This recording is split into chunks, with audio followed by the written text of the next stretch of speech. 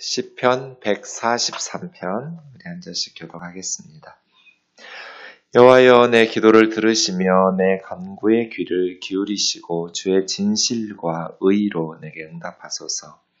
주의 종에게 심판을 행하지 마소서. 주의 눈앞에는 의로운 인생이 하나도 없나이다. 원수가 내 영혼을 핍박하며 내 생명을 땅에 엎어서 나로 죽은 지 오랜 자같이 나를 암흑 속에 두었나이다. 그러므로 내 심령이 속에서 상하며 내 마음이 내 속에서 참담하니이다. 내가 옛날을 기억하고 주의 모든 행하신 것을 읊조리며 주의 손이 행하는 일을 생각하고 주를 향하여 손을 펴고 내 영혼이 마른 땅같이 주를 사모하나이다. 셀라. 여호와여 속히 내게 응답하소서. 내 영이 피곤하니이다. 주의 얼굴을 내게서 숨기지 마소서. 내가 무덤에 내려가는 자 같을까 두려워하나이다.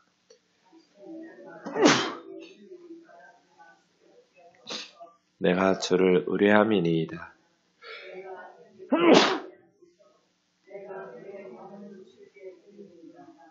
여호와여 나를 내 원수들에게서 건지소서. 내가 주께 피하여 숨었나이다. 주는 나의 하나님이시니 나를 가르쳐 주의 뜻을 행하게 하소서. 주의 영은 선하시니 나를 공평한 땅에 인도하소서.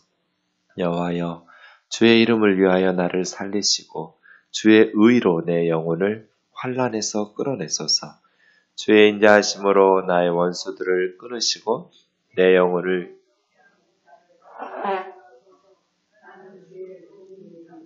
아멘. 시편에는 7개의 참회시가 있습니다. 그 중에 143편이 마지막 참회시인데요.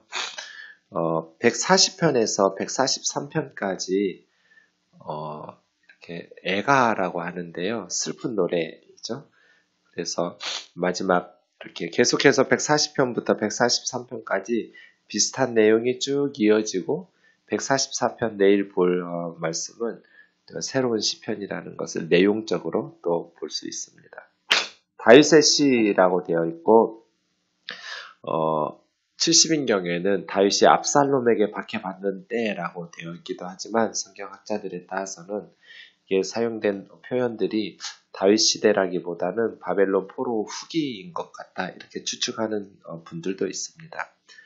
그 표제어인 다윗의 시 이런 것들은 원 저자가 쓴 것이 아니라 나중 후대 랍비들이 추측해서 쓴 거기 때문에 항상 옳다라고 말하기는 어렵습니다. 그러나 대부분 신뢰할 만하긴 한데요. 네, 어쨌든 그건 성경 본문이 아니니까요. 내용을 좀 보겠습니다. 1절 여호와여 내 기도를 들으시며 내 간구에 귀를 기울이시고 주의 진실과 의로 내게 응답하소서. 그러니까 다급하게 하나님 앞에 기도하면서 응답을 요청하는데 그 응답의 근거가 뭐냐면 주의 진실과 주님의 의입니다. 그래서 나의 의로움이나 진실함이 아니라 그러니까 기도 응답은 기도하는 사람에게 달려있는 것이 아니라 기도를 들으시는 하나님에게 달려있는 거죠. 주님의 진실과 주님의 공의 때문에 내게 응답해 달라는 거예요. 그러니까 하나님께서 우리의 기도를 들으신다는 그 소망의 근거가 주님에게 있는 것이죠. 주의 의로우심. 내 속에는 하나님을 설득할 만한 의로움이 없다고 인정하는 것이죠. 주의 종을 심판을 행하지 마소서. 주의 종 해서 이제 나중에 12절에 보면 나는 주의 종이니이다 하면서 시편이 끝나거든요. 그래서 나는 주님의 종이라고. 종은 당시에 사람 취급받지 못했죠. 주인의 뜻대로 처분하고 사고 팔고 이럴 수도 있는 철저히 주인의 처분에 맡겨져 있는 사람들이 종이죠. 나는 주님의 종입니다. 하나님의 처분에 맡깁니다. 이죠. 주의 종인 나에게 심판을 행하지 말아달라고. 주님의 눈앞에는 의로운 인생이 하나도 없나이다. 하나님 앞에서 죄 없는 사람이 누가 있겠어요? 모든 사람이 죄인이라는 것, 자기의 의와 무죄를 주장하고 내가 의롭기 때문에 응답해 주세요가 아니에요. 내가 지금 억울한 일을 당하고 있는데 내가 이 억울함 속에서 나는 죄가 없으니 내 기도 들어주세요가 아니라 주님 앞에 의로운 인생은 아무도 없다고. 이 말씀이 이제 로마서와 갈라디아서에서 인용되거든요. 모든 사람이 죄를 범하고 주님 앞에서는 의로운 인생이 하나도 없다. 로마서 3장 20절, 갈라디아서 2장 16절. 하나님 앞에서는 의로운 인생이 하나도 없죠. 원수가 내 영혼을 핍박하여 내 생명을 땅에 엎어서, 가끔 조폭들이 땅에다가 묻어버린다고 협박하는데 여기서 배웠나 싶기도 해요. 내 생명을 땅에 엎어서, 이게 뭐예요? 땅에 묻어버리겠다는 거예요. 원수들이 그렇게 내 영혼을 핍박하면서 내 생명을 땅에 엎어버리고 나로 죽은 지 오랜 자같이 아예 그냥 이 세상에 없는 사람처럼 만들어버리려고 나를 암흑 속에 두었나이다. 그러므로 내 심령이 속에서 상하며 내 마음이 내 속에서 참담하니이다. 심령이 상해서 정상적으로 마음이 기능을 하지 못하는 것이죠. 너무나 괴롭습니다. 내 마음이 내 속에서 너무나 참담하고 괴롭습니다. 내 심령이 내 속에서 상했다라는 것은 무기력해졌다는 뜻이에요. 내 마음이 그냥 방전된 건전지처럼 아무 힘도 없고 활력도 없고 너무나 무기력해져서 기운이 다 빠져나갔습니다. 이럴 때 어떻게 해야 될까요? 1절, 2절에서는 하나님 기도를 들어달라고, 내가 간구하는 소리에 귀를 기울여 달라고, 나는 의로움이 없고 하나님 앞에서는 의로운 인생이 하나도 없어서 나도 그중 하나인 죄인이지만 나의 의와 진실이 아니라 주의 의와 진실로 인해서 내 기도에 응답해 달라고 1, 2절에서 말하면서 3, 4절에서 내가 지금 이런 상황에 처해 있다고, 이렇게 절망적인 상황이죠. 원수들이 땅에 묻어버리려고 하는 그런 심령 상황인데 내 심령은 너무 지쳐서 아무런 힘도 용기도 더 이상 살아갈 의지도 열정도 힘이 없는 거예요. 그냥 마음이 참담하고 괴로운 때 어떻게 해야 될까요? 5절, 6절인 거죠. 두 가지인데요. 하나는 과거, 하나는 현재. 내가 옛날을 기억하고 주의 모든 행하신 것을 읊조리며 주의 손이 행하는 일을 생각하고, 이게 이제 과거의 능력으로 역사하신 하나님을 기억해내는 거죠. 현실은 너무나 암담해요. 그냥 마음이 너무 괴롭고 힘들어요. 참담해요. 그럴 때 옛날을 기억하는 거죠. 어떤 옛날이냐면 주님께서 행하신 옛날을 읊조리면서 묵상하면서 주님의 손이 행하신 일을 생각하는 거예요. 그래서 현실이 답답하면 과거에서 답을 찾기 시작해야 돼요. 하나님께서 은혜를 베푸셨던 그 과거에서 빛을 찾는 거죠. 그리고 단순히 과거만 내서 머물러 있지 않고 6절은 이제 현재예요. 주를 향하여 손을 펴고, 현실의 암흑 속에서 마음이 참담하고 괴로워서 아무 힘이 없지만 그럼에도 불구하고 주님을 향해서 손을 펴고 내 영혼이 마른 땅같이 주님을 사모하나이다. 이 세상에서 가장 하나님의 도우심을 사모하고 필요한 애들이 마른 땅이겠죠. 땅이 갈라져서 마르면 하나님 피 좀 내려주세요. 마른 땅처럼 더 간절하게 하나님의 도우심을 구하는 게 뭐가 있겠어요? 그런 것처럼 내 영혼이 마른 땅 같다는 거. 쩍쩍 말라져서 다 타들어가는 마른 땅처럼 내 영혼이 하나님을 기다립니다.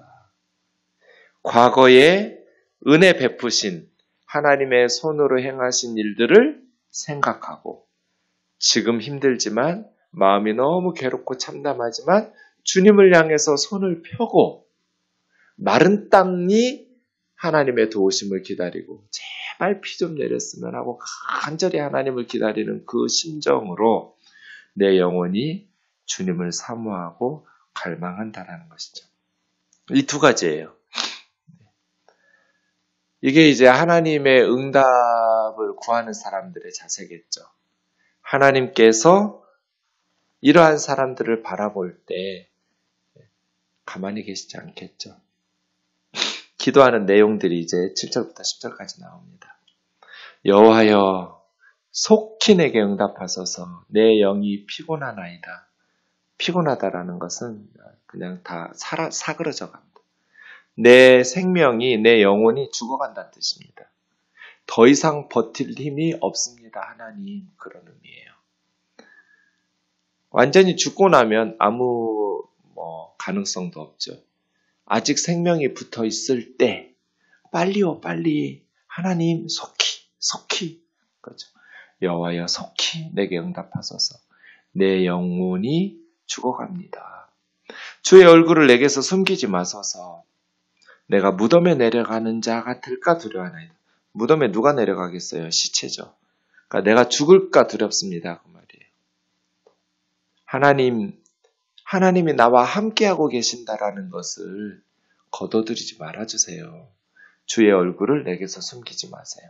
갓난 아이들이 엄마 얼굴 안 보이면 불안하잖아요. 하나님의 얼굴을 내게서 숨기지 말아달라고. 아침에 나로 하여금 주의 인자한 말씀을 듣게 하소서. 원문에는 말씀이라는 말은 없는데요. 주의 인자하심을 듣게 하소서. 인자는 사랑이 헤세드. 아침에 하루를 시작할 때 눈 뜨면 하나님의 사랑으로 충전하고 시작하게 해주세요. 내가 주님을 의뢰함이니이다. 내가 다닐 길을 알게 해주세요. 그러니까 내 맘대로 살지 않겠다는 거예요. 내가 다녀야 될 길, 걸어갈 길, 그 길을 인도해 달라고. 내가 내 영혼을 주님께 드림이니이다. 내 영혼을 드린다는 건 내 삶을 드린다는 거죠. 네. 하나님, 내 삶을 주님께 드립니다. 내가 걸어가야 될 길을 가르쳐 주세요. 제가 늘 가끔 이렇게 하나님 앞에 하는 기도 제목인데요. 하나님 저한테 가르쳐만 줘보세요. 내가 그렇게 사나 안 사나 이렇게 협박할 때 있거든요. 하나님, 내가 어떻게 살아야 하나님이 기뻐하시는지 가르쳐만 주시면 난 그대로 살 거라고. 근데 말해놓고도 조금 내가 정말 그러나? 이런 생각이 드는데 어쨌든 그럴 마음으로는 충만해요. 하나님이 기뻐하시는 길을 가르쳐주면 어떤 어려움이 있어도 교회에서 세상에서 아무리 욕먹고 반대에 부딪혀도 하나님이 기뻐하시는 길을 가르쳐 주시기만 하면 저는 우리 교우들이 그랬으면 좋겠거든요. 하나님께서 기뻐하신다라는 것을 우리에게 가르쳐 주시기만 하면 우리 교회는 그 길로 간다. 그런 어떤 각오들이 있었으면 좋겠거든요. 건강한 교회 컨퍼런스 준비하면서도 그 기도 많이 했는데요. 하나님 가르쳐 달라고. 하나님이 우리에게 뭘 원하시는지, 교회가 어떠해야 되는지, 목사가 어떠해야 되는지, 성도가 어떠해야 되는지, 장로님들이, 권사님들이, 집사님들이, 주의 자녀들이 어떠해야 하나님을 기뻐하시고 하나님께서 원하시는 길인지 가르쳐만 줘보세요. 우리가 그렇게 살 테니까. 이런 각오, 다짐. 이게 그 말이에요. 내 영혼을 주님께 드립니다. 내가 다닐 길을 알게 해주세요. 내가 가야 될 길 가르쳐 주세요. 내가 내 삶을 주님께 드릴 테니까. 이런 기도가, 이런 마음의 자세가 중요한 거죠. 예. 하나님께 드릴 마음이 없기 때문에 하나님께서 알려주시지 못하거든요. 알려주면 뭐예요? 그대로 안 사는데. 그러니까 하나님께서 가르쳐만 주시면 나 그대로 살 거라고. 이런 각오가 되어 있어야 돼요. 하나님 나에게 원하시는 게 뭐냐고. 하나님 가르쳐 달라고. 그럼 내가 하나님이 원하시는 삶에 내 삶을 드릴 거라고. 7절은 건져달라는 거죠. 8절은 드리겠다는 거예요. 9절, 10절에서 똑같이 반복돼요. 9절은 건져달라고 하고 10절은 드리겠다고 해요. 그래서 7절에서 10절의 간구는 빨리 속히 건져주세요. 그렇게 해서 건져주시면 주님 앞에 내 삶을 드리겠습니다. 9절이요. 여호와여 나를 내 원수들에게서 건지소서. 내가 주께 피하여 숨었나이다. 오직 주님만이 건지실 수 있는 상황이에요. 그렇게 또 건져달라고 7절처럼 이야기하고 10절 주는 나의 하나님이시니 나를 가르쳐 주의 뜻을 행하게 하소서. 주의 영은 선하시니 나를 공평한 땅에 인도하소서. 이건 하나님 앞에 드리겠다는 거잖아요. 그래서 7절, 8절, 9절, 10절이 두 세트로 건져주세요, 드리겠습니다.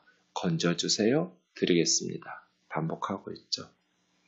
원수들에게서 건져주십시오. 주는 나의 하나님이시니. 네, 하나님이 원수들의 하나님이면 나는 죽어야죠. 그런데 주님은 나의 하나님입니다. 나를 가르쳐 주의 뜻을 행하게 하소서. 주의 뜻을 가르쳐 주시면 그 일을 행할 수 있도록 도와주세요. 가르쳐 주시고 알고 행하지 않으면 아무 의미도 없잖아요. 행하게 하소서. 알고 끝나는 신앙이 아니라 알고 행하는 신앙. 이게 진짜 신앙생활이죠. 나를 가르쳐 주시고 주님의 뜻을 행하게 하소서. 주의 영은 선하시니 나를 공평한 땅에 인도하소서. 공평한 삶, 의로운 삶, 그들의 땅으로 인도해달라고. 마지막 11절, 12절은 1, 2절 내용하고 똑같이 주님의 진실하심과 주님의 공의로우심의 근거에서 주의 종을 건져달라고 구했는데요. 여호와여 주의 이름을 위하여 나를 살리시고, 주의 이름을 위해서 나를 살리신다라는 것은 주님의 명예를 위해서. 하나님 그렇게 요란하게 믿고 기도 열심히 하더니 이런 비난받으면 하나님이 모욕당하시잖아요. 그래서 주의 이름을 위해서 나를 살리시고 주의 공의로 내 영혼을 환난에서 끌어내소서. 나의 공의가 아니라 주님의 공의로, 주의 인자하심으로, 주님이 나를 사랑하시는 주님의 그 사랑으로 나의 원수들을 끊으시고 멸하시고 내 영혼을 괴롭게 하는 자들을 다 멸하소서. 나는 주의 종이니이다. 나는 주님이신 주이신 하나님 앞에 종된 나는 철저히 주의 처분에 맡기겠습니다 하면서 1절, 2절에서는 하나님의 진실하심과 하나님의 공의로우심에 의지해서 내 기도와 간구를 들어주시고 귀 기울여 달라고 시작했는데 11절, 12절에서는 주의 이름과 주의 공의와 주의 인자하심을 근거로 하나님 나를 건져달라고 기도하고 있습니다. 이렇게 기도하라는 거죠. 시편은 최고의 기도 교과서거든요. 너희도 이렇게 기도해. 하나님 앞에서 나의 의를 내세우지 말라는 거예요. 주님의 공의, 주님의 진실하심, 주님의 헤세드, 인자하심. 주님 앞에서는 의로운 인생이 하나도 없어요. 그런데 우리가 기도할 때 늘 자기의 의를 내세우려고 하죠. 의인처럼 기도하지 말라고 예수님도 가르치셨잖아요. 세리처럼 주여 나는 죄인이로소리다 하면서 얼굴을 감히 하늘을 향해 들지도 못하고 불쌍히 여겨달라고 기도하는. 그러나 바리새인들은 나는 이렇게 했고 이렇게 했고 이렇게 했고 금식하고 11조하고 저 세리하고 같지 않고 이렇게 하면서 기도할 때 주님은 저 세리가 더 올바른 기도했다고, 더 하나님 앞에서 칭찬받고 인정받는 사람이었다라고 말씀하셨잖아요. 네. 중요한 것은 너희들이 아니야. 나의 사랑과 진실과 공의에 호소해서 간구해야 한다고 하나님께서 가르쳐 주시는 거죠. 기도하는 네가 아니라 너의 기도를 들으시는 내가 공의롭고 인자하고 내 이름 위해서, 내 명예 위해서 너희를 건질 거야. 이렇게. 하나님 그렇게 우리를 건져주세요.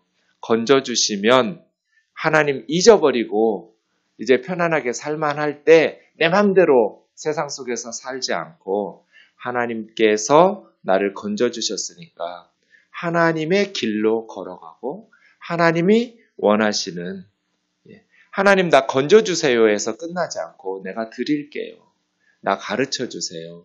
그리고 행하게 해주세요. 내가 이 위기를 벗어나서 그냥 다시 하나님 잊어버리면 아무 의미도 없잖아요. 건져주시면 하나님 가르쳐 주시고 가르쳐 주신 길로 행하면서 살아갈 수 있도록 인도해 주세요. 참 하나님 앞에서 반듯하죠. 하나님 앞에서 깊은 기도예요. 기도하겠습니다. 사랑하는 하나님 아버지, 믿음의 영웅들의 기도입니다. 믿음의 선배들도 이런 때들이 영혼이 그 속에서 너무 참담하고 괴로워서 아무 힘이 없어서 죽은 시체처럼 널브러져 있고 그렇게 무덤으로 내려가는 것 자처럼 하나님 앞에서 있었습니다. 그럼에도 불구하고 그 절망을 딛고 일어서서 옛적에 베푸신 하나님의 은혜를 기억하고 마른 땅과 같이 주님을 기다리고 사모하면서 하나님 빨리요, 빨리 속히 건져달라고. 그리고 하나님 건져주시면 내 영혼을 주님께 드리겠다고 나를 가르쳐 주시고 그 주의 길을 행할 수 있도록 인도해달라고 간구하고 있습니다. 이 모든 기도가 나의 의가 아니라 주님의 의와 진실하심, 주님의 인자하심 때문이라고. 주님, 아침에 눈을 뜨면 주님의 인자하심으로 우리의 영혼을 채우고 하루를 시작할 수 있도록 주님 새벽마다 은혜를 베풀어 주시옵소서. 예수님의 이름으로 기도하옵나이다. 아멘.